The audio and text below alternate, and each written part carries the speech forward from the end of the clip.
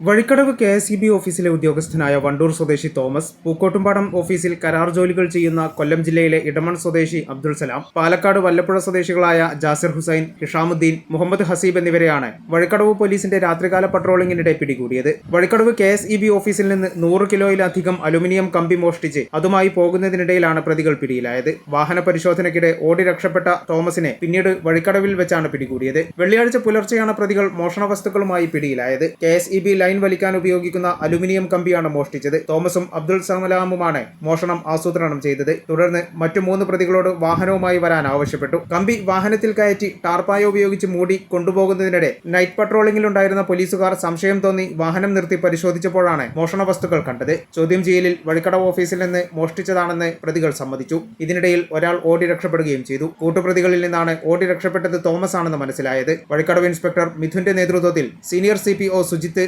CPOമാരായ സഞ്ജു, രാജ്മോഹൻ എന്നിവരാണ് പ്രതികളെ പിടികൂടിയത്. പ്രതികളെ കോടതിയിൽ ഹാജരാക്കി റിമാൻഡ് ചെയ്തു. ഈ ചാനൽ ന്യൂസ്, വഴിക്കടവ്.